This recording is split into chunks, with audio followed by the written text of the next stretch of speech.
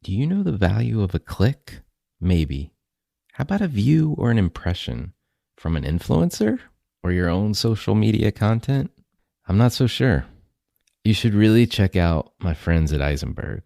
They've got this social index, and social index gives you earned media value of all your KPIs across all the main social platforms, including TikTok. And these values are updated every day. You don't want to be stuck in 2020, do you? Over 1,000 companies have used the social index to understand the ROI of their campaigns. And if you work with a social agency, you should really ask them to incorporate earned media values into your reports. Get your earned media value for social content. Visit earnedmediavalues.com. Again, that's earnedmediavalues.com. For all of us, it's about predicting where the consumer is going and getting half of it right. One of the things we want to do is create ads that don't suck. Embracing change creates great possibility. I'm Alan Hart, and this is Marketing Today. Today on the show, I've got Tim Schroder. He's the Senior Vice President of Marketing at Save A Lot. On the show today, we cover what Save A Lot is and how they compete in the grocery category. We also talk about the modernization efforts the company has underway and its investments to refresh stores across the country, as well as refresh the brand and a remarkable new marketing and branding campaign titled Like a Lot, A Lot. And it'll make a lot more sense if you check out the links to the video, the music video that they produced. And it's a campaign that you will likely never forget and will stick with you for quite some time. So I hope you enjoy this conversation with Tim Schroder. Tim, welcome to the show. Thanks for having me, Alan. Before we get into talking about business, I hear you had a career as a mascot. Tell me about this. Yeah, so years ago, I did an internship in college. It started with a sports marketing company, and we managed the Portland Pride professional indoor soccer team. And they had a halftime game and needed some people to wear some mascots. And so I volunteered and grabbed some buddies, and we all participated in this event. And I was Twinkie the Kid.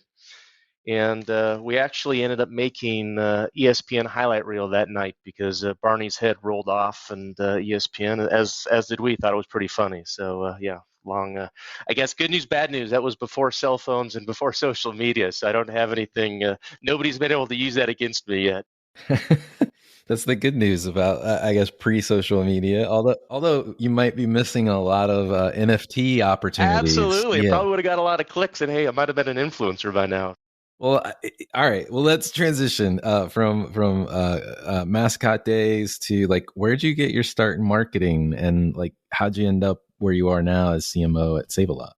I credit a lot back to I did two internships. So one of them was with a sports marketing company. Did Portland Pride. Also, another little fun fact: the sports marketing company we put on the basketball tournament of the Americas back in 1992. It's when the U.S. did not capture gold in the '88 Olympics, and so we actually had to qualify for the Olympics that year. And that was the introduction of the original Dream Team with Michael Jordan, Bird, Magic, and all the stars. So started there with an internship. That was a 3-month internship, unpaid. The next year, between my junior and senior year, did a 9-month unpaid internship with an ad agency in Portland, Oregon. And they ended up hiring me the day after I graduated college. So stayed there a couple of years, learned really, I credit a lot to what I learned in marketing to my first boss, my mentor to this day, Jay Clemens, who hired me.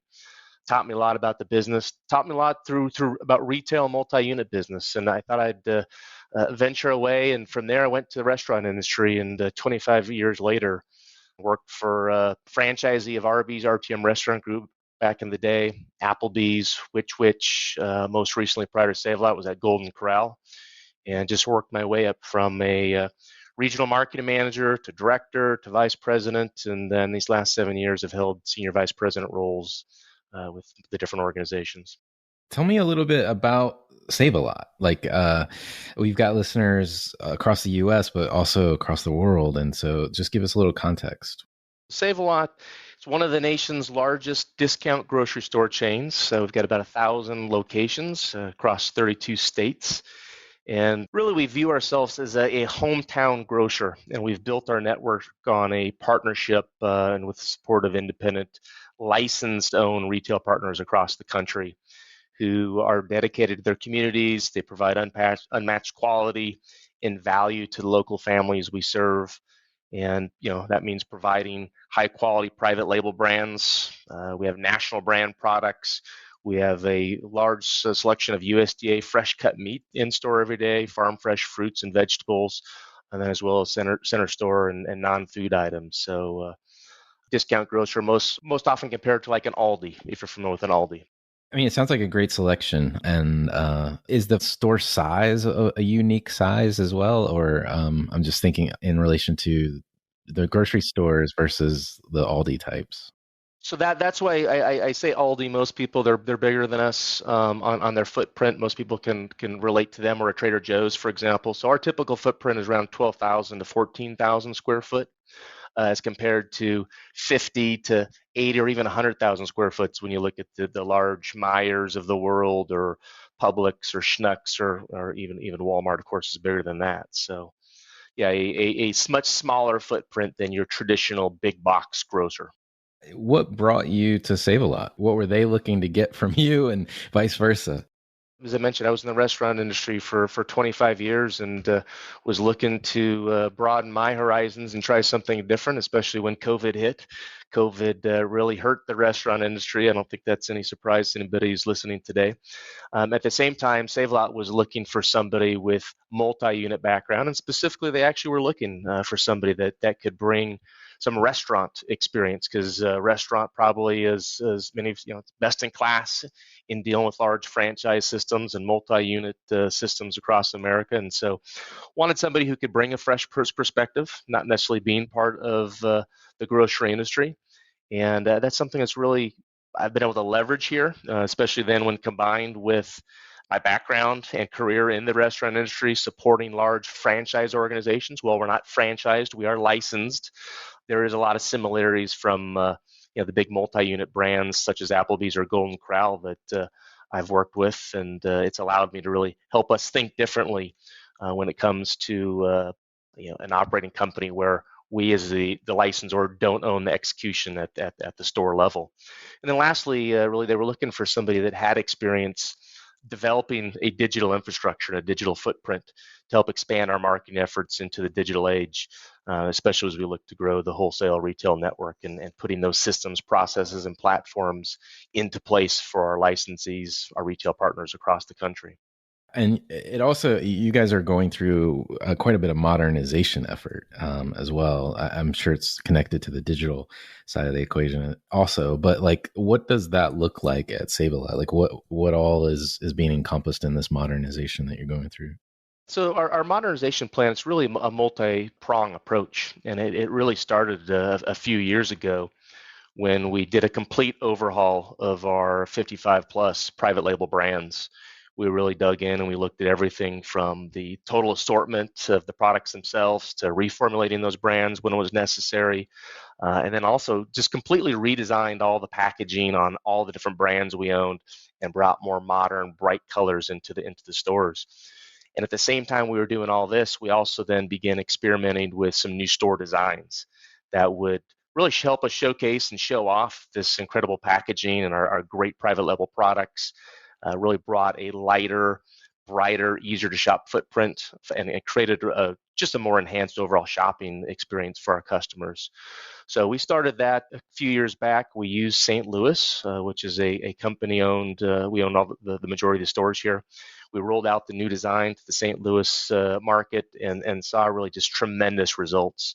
And so based on those results, based on the research we did, also it wasn't just not sales results, but the customer feedback from the insights we gathered. We then rolled out this new design package to all of our retail partners.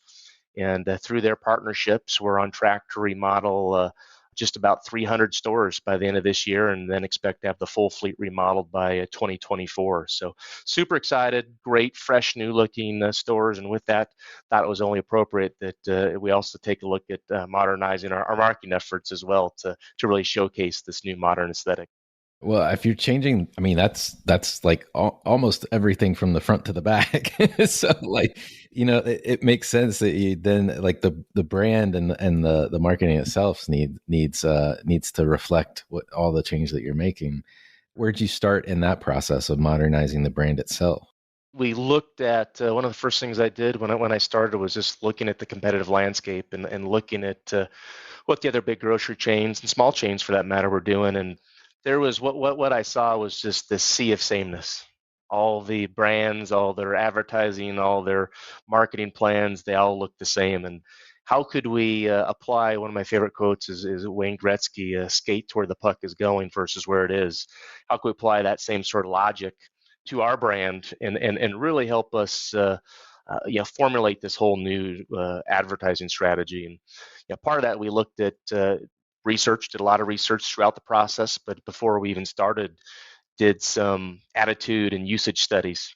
And we looked at our aided and unaided awareness, and we found that from an unaided perspective, we were right at about 20%. Only 1 out of 5 customers in the zip codes where we operate stores were aware of our brand unaided. But then when you go to started showing the brands, you went to an aided perspective, we were nearly 100%. So we figured we had to do something to really break out and stand out, not be caught up in that sea of sameness, not be a vanilla brand, as we like to say. One of the old great campaigns, Oldsmobile. This is not your father's Oldsmobile. Well, it's not your grandmother's Save A Lot. And so brought on a new agency partner, the VIA agency, great agency, award-winning agency out of Portland, Maine. Did a lot of research, as we mentioned, and we knew early on that our customer skews older than traditional grocery stores. A lot of where we're located. Also, it's a smaller, easier to shop, easier to get in and get out shopping experience that really appeals to that older demographic. But as we really started digging in and did a whole social media listening exercise, where we looked at people who were talking about the Save A Lot brand on the different social media platforms, and we started digging in a little bit big brother-ish, but digging into where those profiles were public and really listening and seeing what those customers were talking about. And what we found was it was a much more diverse group than we realized, and that this group really views Save A Lot as their hometown grocery store, even if we are this national brand. And so that local tie really became important to us, part of our overall building out the overall campaign. And quite frankly, as we begin to dig in, quickly realize that our answer was literally right underneath our nose, in the brand name Save A Lot. There's the action of saving a lot. And what better way to quantify that and bring it to life, give it some energy in a real fun way, and really save a lot, like a lot. And so really that was the inspiration of the brand. It was right there in not only in our brand name, but also in our refreshed logo. There's a little red dot that we call the lot dot. And we want to bring, and that's the plan, is to bring this lot dot to life, to really help us convey the value of that we can provide as their local discount grocer.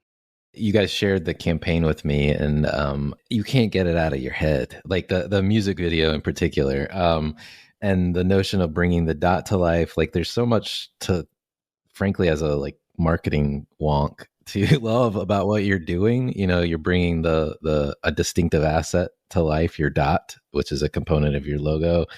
You're giving it much more energy.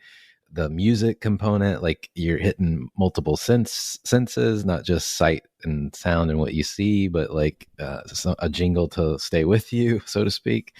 It's pretty phenomenal. I mean, was there a moment when you were going through all of that, the research and the maybe getting concepts back from the agency? Was there a moment where you're like, this is it? The hair goes up on the back of your head, or was it just like this natural evolution that kind of led to where you got to?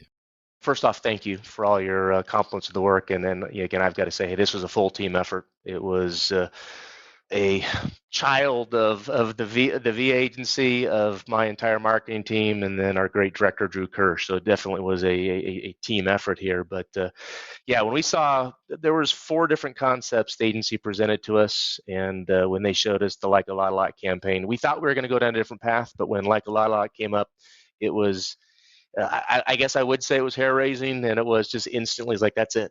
That's it. Let's not. We don't even need to show us the others. And so it really checked a lot of the boxes. We had 5 important creative criteria that we set out at the start of the campaign that we wanted to achieve. And the first one was really capturing the spirit and energy of the brand with all of the modernization efforts. How can we bring that and convey that energy to existing customers as well as new potential customers to draw them in? The second one is we wanted to find a campaign that could create an emotional connection with the customers, really create that. There's no bigger emotional connection than, first off, as you said, and it is music to my ears, no pun intended there, that the campaign is stuck in your head. One of those campaigns, there's nothing that creates more emotion when you find somebody tapping their toes, snapping their fingers, or even better, singing the song in the middle of the night or waking up singing on the way to work and catching themselves. Creating that emotional connection with the consumer. Third was we wanted to connect with a younger audience. As I mentioned, we tend to skew older. So how could we develop a campaign that still appealed to them, not alienating them, but still allowed us then to skew and appeal to a younger audience? Fourth was we wanted to find a campaign that we could flex across multiple channels, not just TV. We could flex across the digital infrastructure, in-store, packaging, all the different aspects of an omnichannel marketing approach. And then lastly, wanted to develop something that only Save A Lot could own. That it wasn't a tagline that you could take and apply to any other competitive grocery stores out there as part of the Sea of Sameness. And really, when we saw this Like a Lot campaign, it truly checked all of those boxes. And really, music. I'm a big music guy first and foremost, and it's very emotional to me. And that was our charge. How can we develop? We thought music was a way that really helped us even double check some of those boxes. Music with the spirit and energy, creating that emotional connection, getting to a younger audience from a unique ownable space. Hey, nobody else in our space in the industry is doing a song like we are. And again, it's not a jingle. And I know you referenced that earlier. I mean, it was a custom song that we drafted or we created, and again, really allowed us to flex. Then you can take that song and flex it across all the different channels. So super excited, and ultimately, again, we think we've landed at something that we like to call that earworm, that really sticks with you, but most important, resonates with the customers. I'm going to comment just a couple of comments because if I put in context, like I've had other people on the show, and I'll give you a couple of examples. There's a academic who I love to talk to. His name is JB Steenkamp, but he writes a lot about and does a lot of research on private label, as well as the category he calls hard discounters, which is the Aldis and the Trader Joe's. And I think you guys probably would fit in that categorization in his book. And the thing that sticks with me about that is like he shows how powerful, frankly, the business models are for folks that have your concept essentially, and the Save A Lot business value proposition. I think where you guys take it to a whole nother level is most of those players are really bad at advertising, like, or marketing in general. And this campaign really punches above that, in my opinion. Opinion of one, but just another kudo for you. And then the other component that you hit on earlier, but just to underline it again, is kind of like the local adaptation or the local flavor that you're able to inject that may not come through the campaign, but when you've got an umbrella distinctive asset like music that could be put to anything, right? Put to the local store environment, put to cheaper digital video components to highlight, promotional items. It just is, it's one of those things that not many people do in marketing, but that music component, that thread, if you will, between high production and, I don't want to call it low production, but cheaper, more targeted local promotion efforts can really like bleed together and enhance both aspects and rise the whole business up together. I don't know if you put all those things together, but as I was like listening to the thing and singing a song to Save a lot myself, I started thinking, man, this is like, you guys are hitting on a lot of really good stuff. Yeah, well, again, first again, thank you. Definitely total team effort, and we agree. And There you go. we think we've got something, but not only do we think we've got something, our customers have told us we've got something. In just over 2 weeks, we've had 3.2 million views on YouTube of the long form video, and the feedback, the positive opinion that it's created pre versus post viewing the spot is off the charts in the improved brand perceptions that customers have told us, both existing customers. We went to our own customers in our database, as well as just did a survey of the general population, some large sample sizes, and it performed very, very well across all attributes, one being very memorable as well. So super excited about the results we've seen so far in the preliminary feedback. And I'd be remiss if I didn't say this. You mentioned it, I think I may have mentioned it to you. I mean, you guys went all the way. You took the whole music and the campaign idea. You created a music video, a full music video, full song with a famous director, Drew Kirsch. So why? Tell us about that. Well, a couple things. Again, first and foremost, we said, hey, every great song needs a great music video. So that truly was the genesis. But we then said, you know what cool, different way, how do we break out of this mold of the Sea of Sameness? And let's literally we've got these great new stores, these new modern stores with some beautiful award-winning packaging. And how can we take customers on a journey through these stores, and what better way to do that via a music video? And so we really then said, okay, let's go find somebody that specializes, that is an MTV music video producer, and somebody that truly gets color. And because our packaging is so vibrant and colorful, we wanted to make sure that we had a director that could bring that to life. And that's really what led us to Drew. Drew Kirsch is phenomenal, amazingly talented director that has beautiful use of color in all of his videos. And again, most notably, he directed and won the 2019 MTV Video Music Award for none other than Taylor Swift's "You Need to Calm Down" video. And if you watch that video, you'll see what I mean when he said his use of color. The other one, he did Taylor Swift's "Lover" video.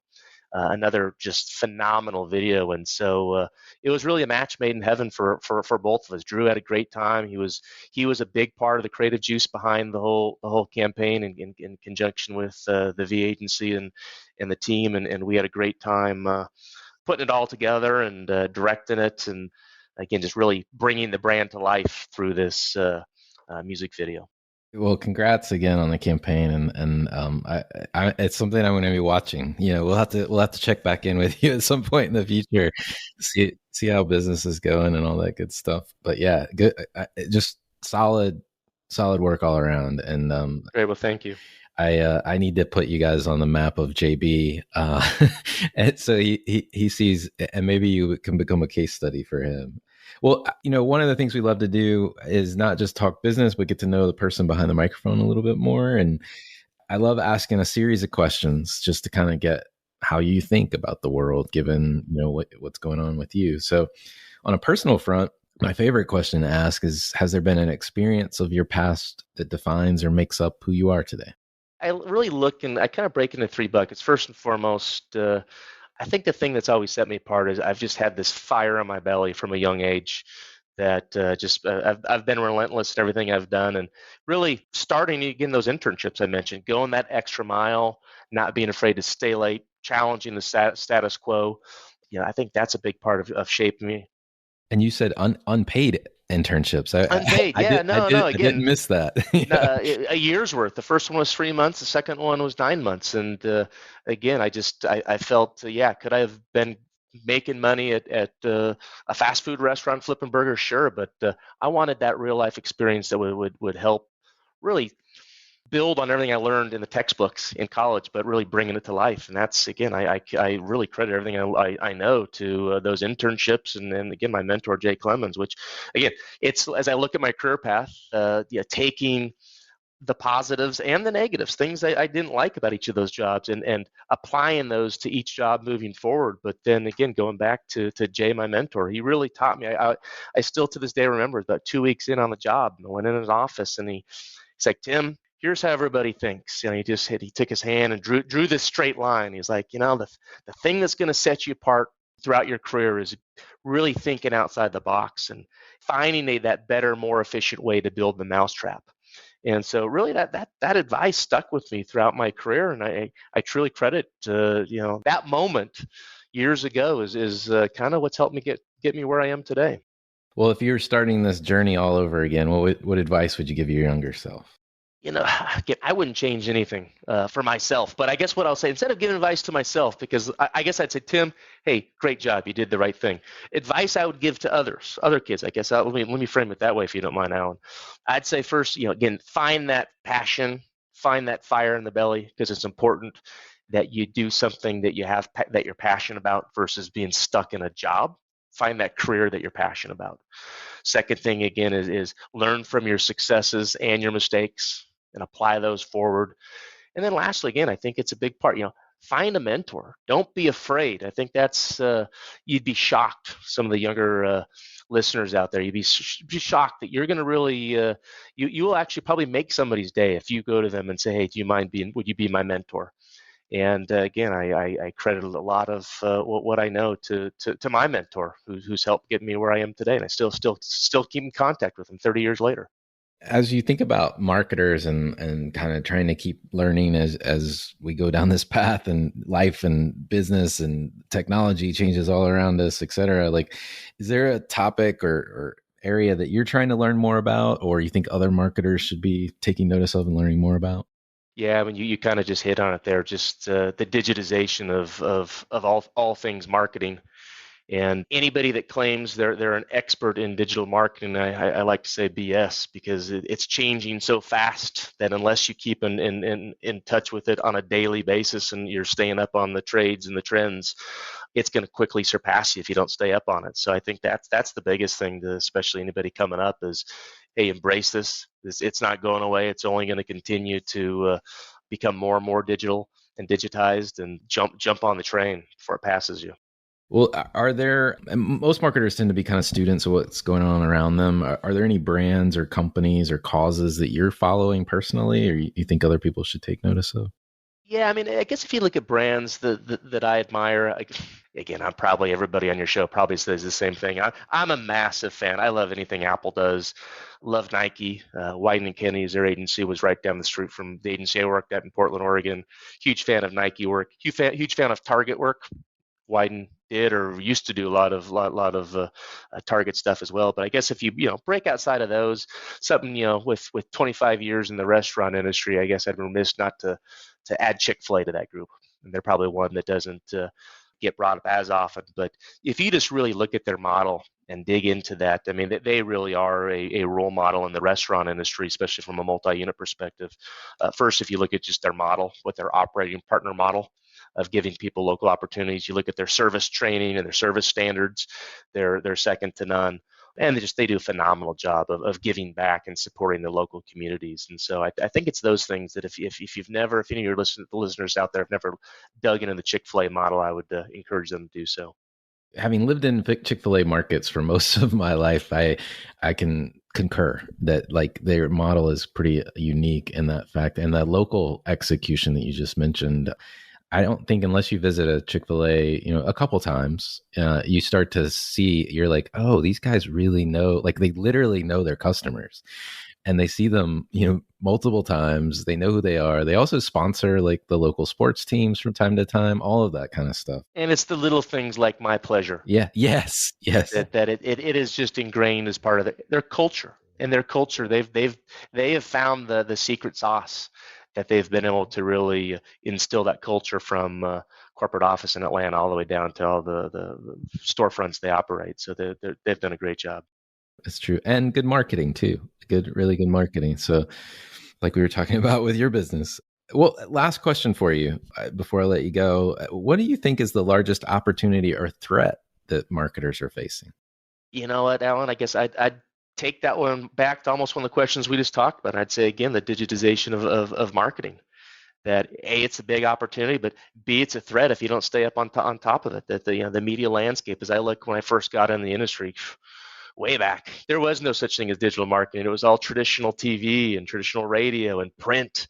in magazines, and just how many of those have gone by the wayside, and everything continues to be digitized, and staying up on the current trends and adapting, especially as you look at some of these operating platforms. You look at what Apple did with iOS 14.5, where now customers have more ways they can to manage their privacy settings and the ability to turn off ad tracking. And so it's just making sure that it's an opportunity to stay on top of it, and B is, like I said earlier, don't let the train pass you, because it's here to stay, and it's only going to continue to accelerate.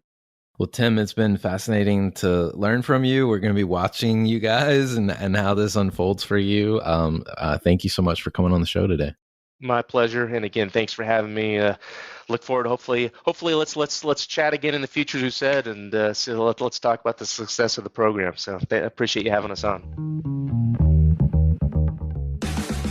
Hi, it's Alan again. Marketing Today was created and produced by me, with support from my team and podcast editors, sound engineers, and writers at Share Your Genius. Find them at shareyourgenius.com. If you're new to Marketing Today, please feel free to write us a review on iTunes or your favorite listening platform. Don't forget to subscribe on marketingtodaypodcast.com and tell your friends and colleagues about the show. I love to hear from listeners. You can contact me on marketingtodaypodcast.com. There you will also find complete show notes, links to what was discussed in the episode today, and you can search our archives. I'm Alan Hart, and this is Marketing Today.